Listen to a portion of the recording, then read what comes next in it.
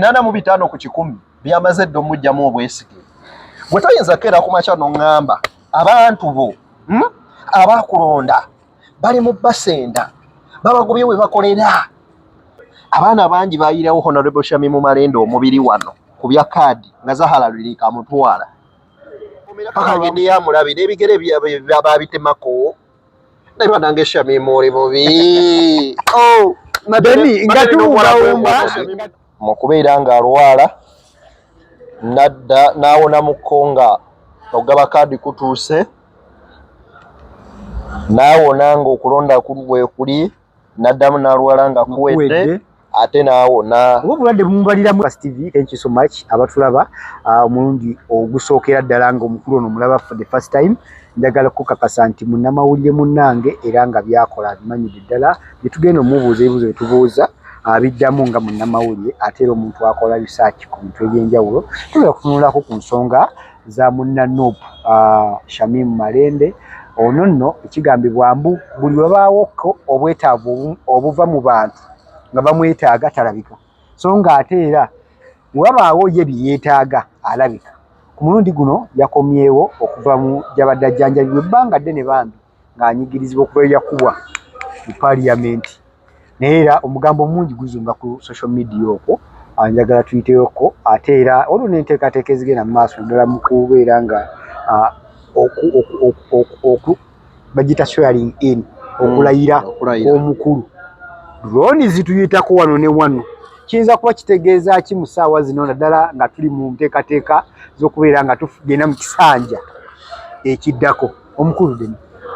sebo sajja kulaba kale taata ola mbugamba ki awo ngamo si bubi yadda akamu n'akeddagala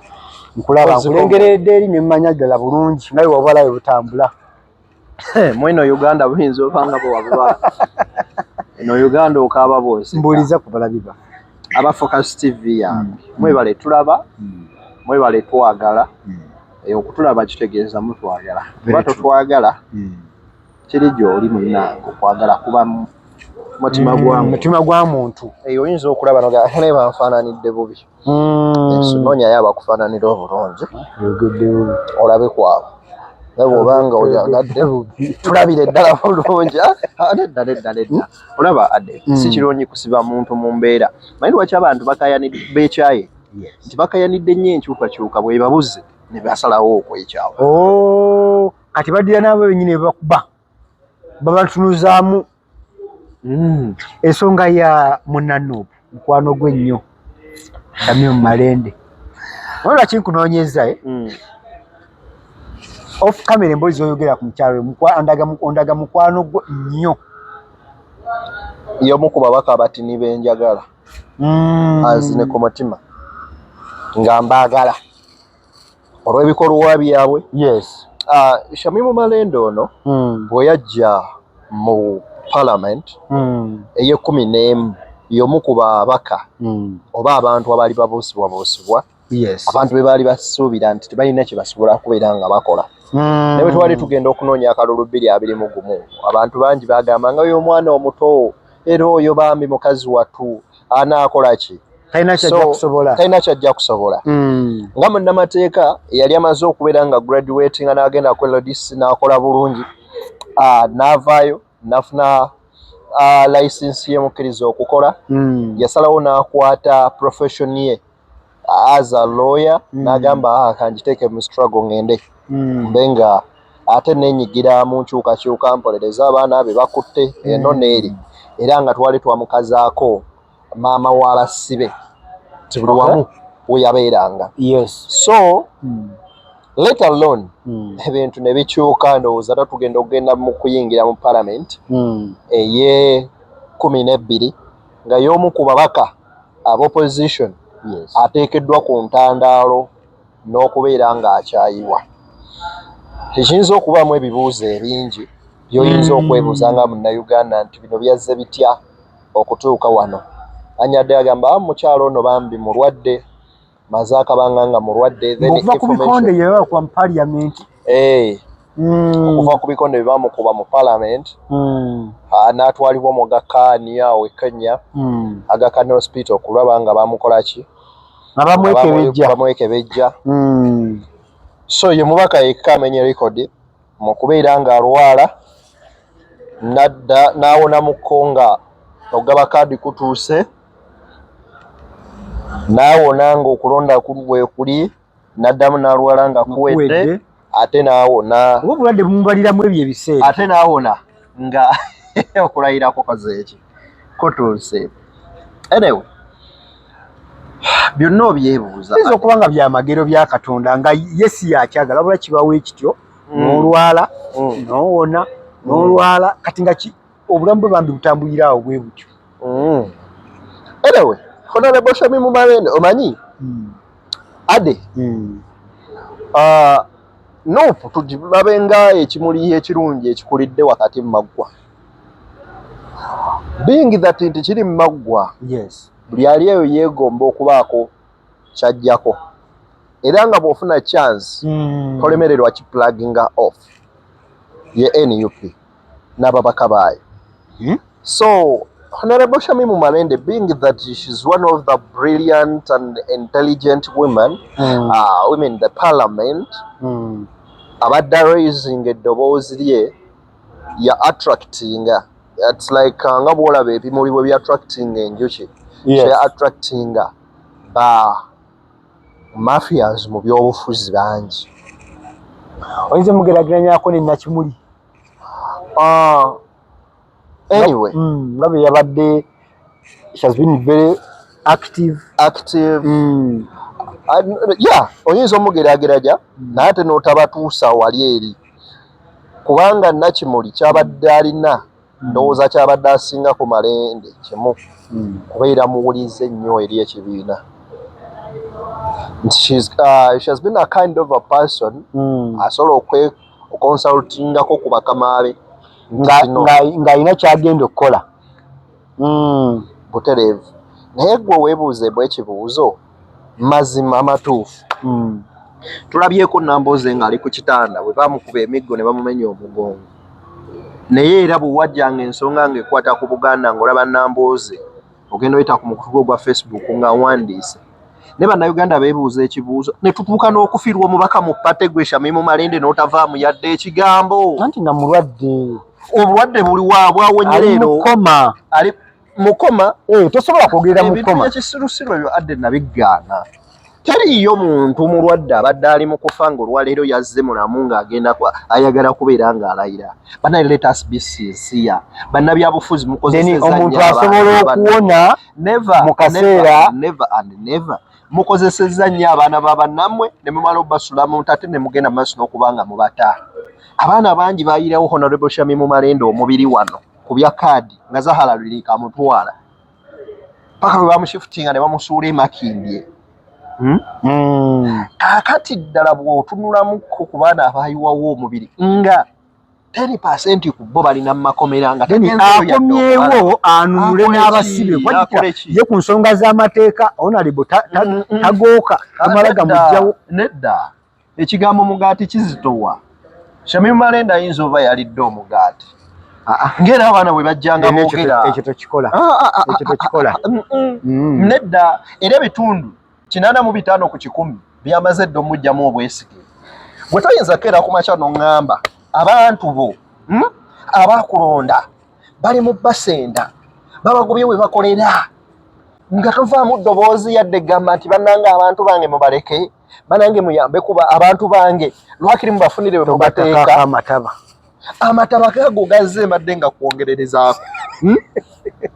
Abasuubuzi ne bafiirwa emmaali zaabwe nga gwe Malende oli eri okinaguka yenna ageza amatama alinga nga gwe babadde bawa ebigaati buli lunaku ku makya yenna ageza bugazi bwa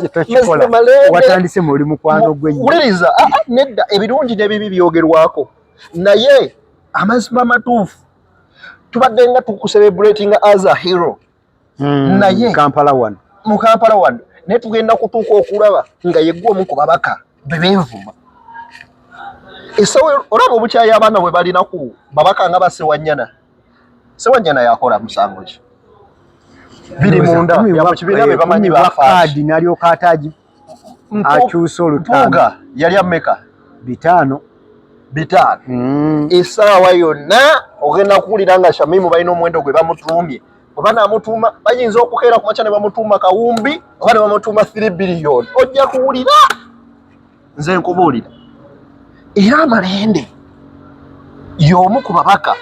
ng'omukisa gwe bafuna ogw'amaanyi okuddayo mu paalamenti ekisanja ekyokubiri ng'amazima ga Katonda mu ggulu tasobola kino kyogerera wano olunaku olwaleero Shamimu Malende wafunanga kaadi y'ekibiina kyonna nadda 231 nva mawulire it's my profession genakera ku makya n'ensoma naye nva mawulire ate era bamutereke bajja bujjeyo era ne kano bakamupureyingire bakamuwe bamugambe nti Honorable Shamimu Malende byonna byokola clear osirika obenga kazibwe Bashir Mbazira but if not that nti okoma mu byobufuzi ogenda kubeera nga oziikibwa mu gye tuyita abantu mwerabira nga yawolereza abantu wano akola ebirungi asiimwa naye kati mu balala nga bafa mu balala nga babakolera bino abaddewa bulwadde ki atuweyo update emu ye abaffe ne Ssaabasajja twamubanja wano Kabaka bwe yalwala ne bamutwala gye tutamanyi ng'Abaganda twabanja Ssaabasajja ne tugamba twagala kulaba Kabaka waffe ali mu mbeera ki ne bamutulaga ne tugamba Kabaka ng'afaanana bubi Kabaka ajjanjabwe ffenna ne tuyimusa eddoboozi nti Kabaka akole ki ajjanjabwe lwaki tetubanjiza mubaka waffe ajjanjabwe awo anti mwesuulirayo gwa Naggamba twamubanjanga nga tubuuza omubaka aliwa ng'asirise kati wulira ddeni ekibi ekiriwo okuba manyi saagala kubeera ng'alabika nga ali ku sayidi emu naye omubaka yabagamba ne social handles ze zonna bazikola ki bazibba takyalina yadde even ka Facebook page kwasobola ekibuuzo ki kino kuwandiika kambuuze kyogamba bwe bazitwala okuva olwo taddanga mukwata ku smartphone takwatanga ku laptop tasobola creating account sindala anti yalina omwana amuyambira ye yabibba kati bwe kibanga kiri bwe kityo tugende tukebere mu gurupu y'ababaka ba Noopu oba taliimu eya WhatsApp Kyagulanyi Ssentamu Bobi Wine yo president waabwe taliiwo ali mu America naye abadde asindika n'aweereza ne audio n'abagamba bannange tukungubagira mukyala Waiswa kitalo nyonyo nyini ndala ne Waiswa twita mubeera bweti ne bweti mu kuziika Nakimuli kyekimu ne mu bintu events endala ezizibaawo tubadde ku kintu ekikulu kino nno kye kyasinze okuba Shamimu Malende and it's one of the reasons as to why agenda kubeera nga ajjukirwa ng'omu ku babaka ababetroyinga bannayuganda n'abalonzi be naddala bannakampala kiriwa nti omuntu ng'omanyi amateeka ye gwe omu ku abo babadde basinga okwetaagibwa nga palamenti eyisa etteeka erya protection of sovereignty bill 2026 iri twadde tubeetaaga mutunnyonnyole kawaayiro ku kawaayiro atiko ku atiko naye obubi n'obulungi obulirimu onyonyolenga embirizi eriba zireze ziriwa nga taliimu byuma namboozi alimu ebyuma tobirabako olumu awonyera ye yajjidde mu kagaali oli eyazze nga yeebigula yazze yeebigula alinga nga abadde yagenda ne mufako nga yeeyagala bweyagazi naye wallahi billahi talahi amasiga ge mukaabiza bannayuganda namwe mugenda gakaaba the moment you betray Ugandans just know you've betrayed yourself and your family. Omubaka kiki mwadde mwagala akole omubaka alina oyimiririramu abantu be mu bulungi ne mu bubi bw'oyingira obufumbo omusajja waba takolamu omuyambako sigamba mbu ekisajja ekyo kyantama bwe yalina ssente nga waziryanga kati atuuse mu mbeera embi omwegaana Shamimu yadduka obufumbo olwo kyekibiina kye kiyise mu muyaga ogw'amaanyi oba kye bayita okufiirwa omubaka nga Nakimuli empagi mu kibiina n'olunaku lwennyini lwafa nga buleesaawa Nakimuli afe ng'aweereza babaka banne message bannange mubeerewo enkya ku Mande tugende tutuule tulabe etteeka linene libaleeta erigenda musimanyanga lituwa bwetengereze ng'ate libutujjako okitegeera bamujjako emikutu gye kweyandibadde ayitiriwoko naawe oyo kasasiro tebamukugamba nga ennaku zino abantu bakola recoveries kyogamba nti kiteyana backup naye omwana Shamimu oli mubi Shamimu oli mubi n'abantu bonna Shamimu okoze wuyo abantu b'e Kampala era bannakampala nsinzira wano ne mbeetondera mukata mu nsaasire mutusonyiwe fe ababagamba mulonde yaba disappointing Shamimu balonda bubi mwalonda bubi amuna mateekera agenda bakuliriza kwache manyi kati agaliwa kakomyewo kati temumbulira gasiya ngene deputy president wenyini wali ali mu kooti gye bamutwala ebutambala tagirinyangamu ali kitali atalinyanga yo yadde okumulabako yakoma ku kintu eki kuyimirira nga akayanira buwanguzi bwa mukwano gwe Katongole bwe bali bamubyeko wali erubaga obwa kansala era Katongole yakaba yeziringa nga Shamimu bamugamba leeta empapulo okwera waalwo Shamimu yabulira teyadda bambi ayinza kuba ekyatuuka mu kubba obululu mukwano gwe never I always tell you that the only intelligent man in Uganda is Robert Kyagulanyi Ssentamu. Why?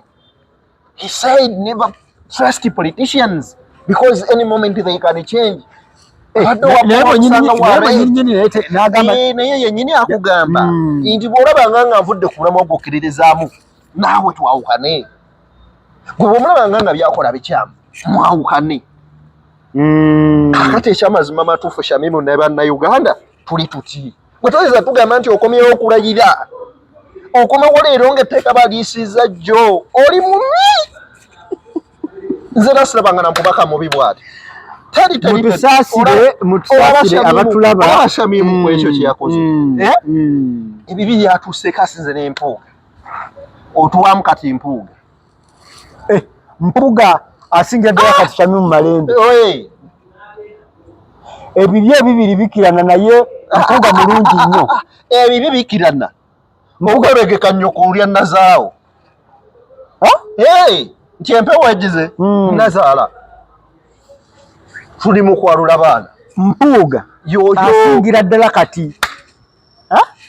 oba mpase wanyana ate Bashir kati ate enjawulo eriwa ono yalwala bankubye mu mugongo n'agenda Bashir ye yasirikira ddala n'ali akasente ge ate n'okomawo teyakomawo yadde tusumbwa nti mumawulire munno oyo gira mpola ate si mazima nze byonna bibagamba nze namenya rekodi ne mbagamba nze nayingira mawulire n'emyaka 19 nengamba ngenda kukola ku radio emyaka 5 nnyuke naginyuka saagimala nako ne5 nebigamba design nze ngenze sigobwangako ku mulimu saagala kamanyiiro Bashir ne Shamimu bebamu tuyinza nakubaawula ate oba Shamimu kale agundi kaleho Bashiri yasirika era waliwo omutuusa n'agamba nakozibwa sijja kuddamu awo nsiriseewo tusuubire tuyinza ofunamu ba Bashiri abalala mu kisanja kye 12 oyo yatandise dda yagenda bukasitamu amunonda yaddamu okulabika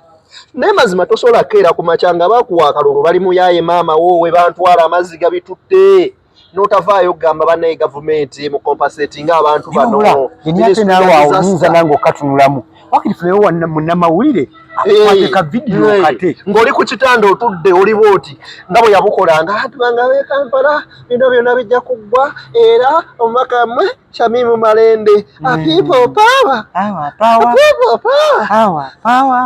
kati ne kati kaddemu dakubuliri weebake kale ejingirirayo obucupa babuwanike people power ate kati gwe olina mu kinywiwe akuyite tombulira ali ku Focus TV tulaba omukulu ono munyiivumu olw'ebyo byonna ebigenda mu maaso mu ggwanga lyattu Uganda naye nga denibanira tumalirize ne kano tuli mu kwetegekera kulayira nga kunaku zimezi 12 Shamimu virayo abantu b'e Kampala obaweereze ng'omubaka waabwe yogera ku nsonga ezibaluma bw'oba bakuwaddeko olyeko ku mugaati bagambe bana omugaati guguno ogubakasukidde mulyeko nammwe mugulye mulyeko wano